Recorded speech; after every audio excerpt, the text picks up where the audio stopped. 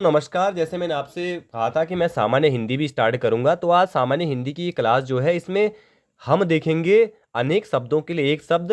ठीक है, तो अनेक शब्द के लिए एक शब्द ये बहुत इंपॉर्टेंट रहता है। सामान्य हिंदी का टॉपिक हमारे यूके ट्रिपल एससी का एग्जाम हो, अदर स्टेट का एग्जाम हो, तो यहाँ से दोस्तों सवाल निकल के आ ही जाता है।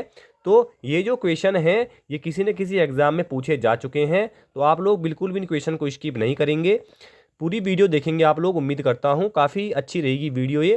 तो ये हो सकता है कि यूके ट्रिपल एससी का जो एग्ज़ाम 19 तारीख को हो उसमें कुछ यहाँ से क्वेश्चन आ जाएं। तो दोस्तों देखिए, हमें भी पता नहीं होता क्वेश्चन कहाँ से आता है। आयोग वो तो आयोग को ही पता होता है कहाँ से क्वेश्चन पूछेगा आयोग। तो हम स्टार्ट करते हैं। हमारा काम है दोस्तों केवल मेहनत करना, बाकी पेपर बनाना तो आयोग का काम है। और जिस दिन आपका दिन अच्छा होगा उस दिन आपका जरूर सिलेक्शन हो जाएगा। ठीक है, तो आप लोग निरंतर तैयारी पे बैठे रहिए, उम्मीद मत हारिए। तो पहला क्वेश्चन है, जिसके पास कुछ न हो के लिए उपयुक्त होने वाला शब्द है। देखिए दोस्तों, जिसके पास कुछ न हो, अब इसके लिए कौन सा शब्द होगा? तो इसका सीधे राइट आंसर देखते हैं, अकिंचन। क्या? अकिंचन। जिसके पास कुछ न हो उसको बोलते हैं अकिंचन। ठीक है, सेकंड आते हैं। इसमें जब दोस्तों व्याख्या क्या करनी है, तो नॉर्मल चीज है, सामान्य हिंदी। जो युद्ध में स्थिर रहता हो उसे क्या कहते हैं? दो युद्ध में जो स्थिर रहता है दोस्तों उसको कहते हैं युधिष्ठिर। क्या? युधिष्ठिर। ठीक है, दूसरे का है सी। तीसरा है, जो हमेशा रहने वाला है उसको क्या कहते हैं? दोस्तों जो हमेशा रहता है उसको कहते हैं शाश्वत। ठीक है, देखिए इनको याद करते हुए चलेंगे आप मेरे साथ ही। जो हमेशा रहता हो, शाश्वत। चौथा है, जिस पुरुष की पत्नी साथ नहीं है, वाक्यांश के लिए एक शब्द क्या है? देखिए तो ये वाला बहुत इंपॉर्टेंट है, तो इसके लिए एक शब्द है विपत्नीक। और जिस व्यक्ति की पत्नी की मृत्यु हो चुकी हो उसके लिए कहते हैं विधुर। और जिस महिला के पति की मृत्यु हो गई उसके लिए कहते हैं विधवा। ठीक है, ये आप लोग बिल्कुल याद करेंगे, पूछा जाता है। पांचवा है, जिस पेड़ के पत्ते झड़ गए हों के लिए एक शब्द क्या होगा? दोस्तों इसका सही आंसर रहेगा पांचवे का बी, अपर्णा। जिस पेड़ के पत्ते झड़ गए हों। उसके बाद नेक्स्ट है, तैरने की इच्छा को कहते हैं। दोस्तों तैरने की इच्छा को कहते हैं तितिरसा। क्या? तितिरसा। पढ़ लीजिए ऑप्शन आप ये। तो तितिरसा कहते हैं तैरने की इच्छा को। दोस्तों अगर आपने अभी तक चैनल को सब्सक्राइब लाइक नहीं किया है तो चैनल को सब्सक्राइब लाइक जरूर कर दें, इससे एक मोटिवेशन हमारा भी बढ़ जाता है कि आपके लिए डेली नई वीडियो निकाल के लाते रहते हैं।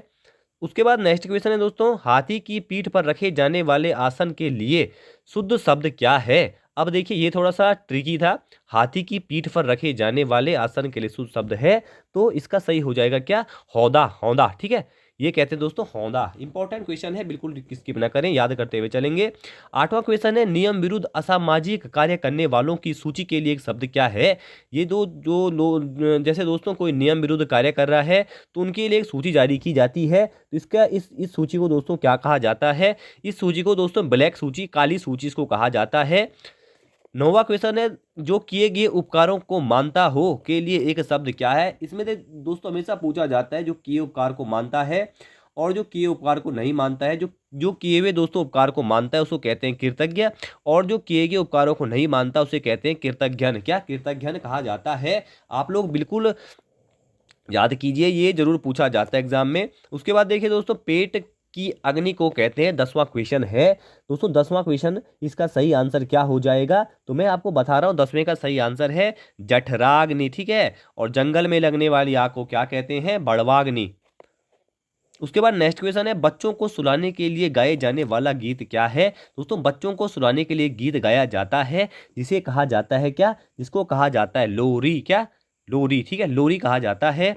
12वां क्वेश्चन है, जो नम में चलता हो के लिए एक शब्द क्या है? तो इजी क्वेश्चन है, 12वें का है ए। देखिए दोस्तों, जिसने पढ़ा है उसके लिए इजी है, जिसने नहीं पढ़ा होता है, जो तैयारी नहीं करता है उसके लिए ये क्वेश्चन भी काफी टफ होंगे उसके लिए।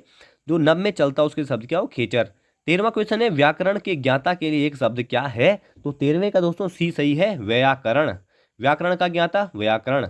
14वां है, बढ़ा चढ़ाकर कहना के लिए एक शब्द क्या है? तो जैसे हम हनुमान की पूंछ में लगन न पाई आग, लंका सारी जल गई गए निशाचर बाग। तो इसमें दोस्तों अतिशयोक्ति अलंकार है, तो वैसे अतिशयोक्ति की गई है किसी बात को बढ़ा चढ़ा कर कहना। उसके बाद 15वां क्वेश्चन है, जानने की इच्छा रखने वाले के लिए एक शब्द क्या है? तो 15वें का है बी जिज्ञासु। क्या बोलते हैं? जिज्ञासु, कि उसको जानने की इच्छा है, उसको कहा जाता है दोस्तों जिज्ञासु। आते हैं दोस्तों 16वें क्वेश्चन की तरफ। क्वेश्चन है, युगों से चले आने वाले के लिए एक शब्द क्या होगा? दोस्तों 16वें का है डी सनातन। सनातन मतलब जो चला आ रहा है युगों से, ठीक है। उसके बाद 17वां है, देखिए ये क्वेश्चन भी काफी पूछा जाता है, ऐसा कवि जो तत्काल रचना करता हो उसके लिए एक सही शब्द क्या है? दोस्तों इसको कहते हैं, क्या कहते हैं? उसको आंसू कवि कहा जाता है। Option B is the right answer. 18वां क्वेश्चन है, स्वयंभू का अर्थ क्या है? स्वयंभू मतलब जो स्वयंभू का अर्थ आप मुझे इसका दोस्तों 18वें का बताएं कमेंट बॉक्स में। ये आपके लिए होमवर्क है, इंपॉर्टेंट है, पूछा जाता है ये भी। उसके बाद 19वां है, जिसका शत्रु पैदा नहीं हुआ हो उसे क्या कहते हैं? इसका सही आंसर दोस्तों क्या हो जाएगा? अजात शत्रु। क्या? अजात शत्रु कहते हैं जिसका कोई शत्रु पैदा नहीं हो, अजात शत्रु। उसके बाद 20वां है, जो किसी से लगाव न हो, जिसको किसी से लगाव न हो उसको क्या कहते हैं? तो 20वें का ऐसी निर्लिप्त, जो किसी से लिप्त भी नहीं है, किसी से उसका लगाव नहीं है। 21वां है, जो कुछ जानने की इच्छा रखता हो उसके लिए दोस्तों एक शब्द क्या है? जिज्ञासु। ये शायद पीछे में कुछ क्वेश्चन में आए थे, जिज्ञासु। उसके बाद 22वां है, जो बात लोगों से सुनी गई हो उसको दोस्तों क्या कहते हैं? तो उसको दोस्तों कहते हैं किवदंती, किवदंती, ठीक है। उसके बाद दोस्तों 23वां क्वेश्चन है, सबके समानाधिकार पर विश्वास। सबके समानाधिकार पर विश्वास के लिए एक शब्द है बी समाजवाद, ठीक है। उसके बाद 24वां है, रजोगुण वाला। दोस्तों रजोगुण वाला कहलाता है क्या? ये है राजसिक, ठीक है, राजसिक, ठीक है। उसके बाद आते हैं नेक्स्ट क्वेश्चन पे।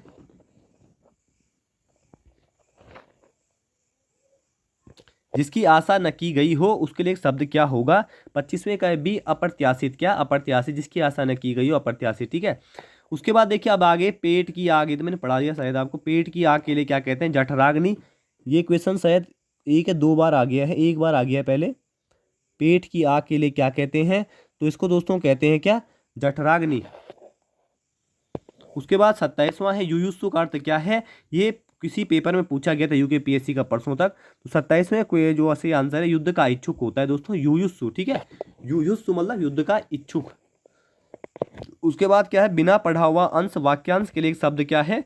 तो ये आपके पास जैसे पहले आता अपठित का सारांश छाटिए, इसका उचित शीर्षक लगाइए। तो वैसे ही दोस्तों ये है अपठित। उसके बाद 29वां है, जो किसी बात या उक्ति को तुरंत सोच के लिए एक शब्द होगा। जो किसी को तुरंत सोच ले उसको लिए क्या होता है? 29वें का ऐसी प्रत्युपन्नमति, ठीक है, प्रत्युपन्नमति होता है इसके, ठीक है। उसके लिए दोस्तों 20वां है, किए गए उपकार का फल न मानने वाला व्याकरण की दृष्टि से क्या है? तो इसका सही आंसर है कृतज्ञन। किए गए उपकार का फल न मानने वाला, ये दो बार मैंने ऊपर पढ़ाया आपको, कृतज्ञन, और जो उपकार मानता हो वो कृतज्ञ कहलाता है। तो ये थे दोस्तों 30 क्वेश्चन, अनेक शब्दों के लिए एक शब्द। तो उम्मीद करता हूँ आपको ये वीडियो पसंद आई होगी दोस्तों। चैनल को जरूर लाइक, सब्सक्राइब, शेयर करें। धन्यवाद।